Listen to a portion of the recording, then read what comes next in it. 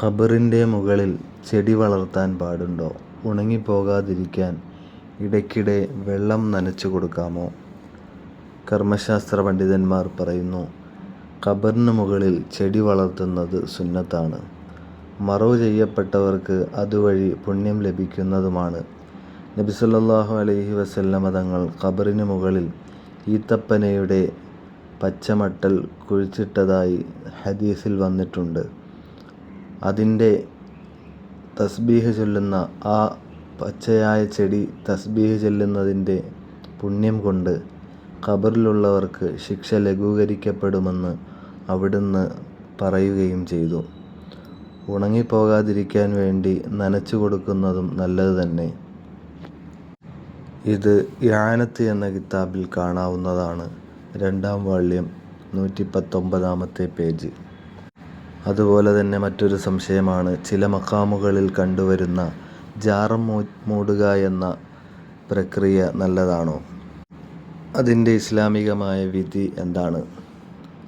കർമ്മശാസ്ത്ര പണ്ഡിതന്മാർ പറയുന്നു, പുണ്യാത്മാക്കളുടെ ഖബറിന്മേൽ ഒരു വസ്ത്രം കൊണ്ടുപോയി വെക്കുകയും ആ വസ്ത്രം പ്രസ്തുത ഖബർ പരിപാലകരോ മറ്റോ എടുക്കുകയും ചെയ്യുന്നതിനാണല്ലോ ജാറം മൂടുക എന്ന് പറയുന്നത്. അപ്പോൾ ഈ ജാറം മൂടലിൻ്റെ ഉദ്ദേശ്യം പ്രസ്തുത വസ്ത്രം മഖാം പരിപാലകർക്കോ മറ്റോ ദാനം ചെയ്യുക എന്നതാണ്. അത് സുന്നത്തായ സദഖയിൽ പെട്ടതുമാണ്. കഅബയെ വസ്ത്രം കൊണ്ട് മൂടൽ മുസ്ലിം ലോകം അംഗീകരിച്ചതാണ്. അതുപോലെ ഇതും പുണ്യമുള്ള കാര്യമാണ്.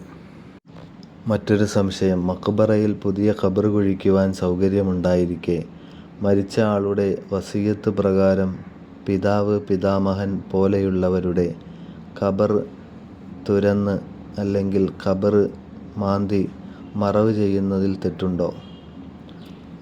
മരിച്ച ആളുടെ വസിയ്യത്തുണ്ടെങ്കിലും ഇല്ലെങ്കിലും മയ്യത്ത് നിശേഷം ദ്രവിച്ച ശേഷം പഴയ ഖബർ മാന്തി പുതിയ മയ്യത്ത് മറവ് ചെയ്യുന്നതിന് വിരോധമില്ല. ഇത് തുഹ്ഫ 3-ാം വാള്യം 173-ാമത്തെ പേജിൽ കാണാം. അതുപോലെ തന്നെ മയ്യത്ത് മറമാടിയ ശേഷം സംസ്കരിച്ച ശേഷം ഖബറിൻ്റെ മുകളിൽ വെള്ളം കുടയുന്നത് പ്രാമാണികമാണെന്ന് കിതാബുകളിൽ പറയുന്നുണ്ട്. അത് സുന്നത്തായ കർമ്മമാണ്. തുഹ്ഫ 3-ാം വാള്യം 197-ാം പേജ്.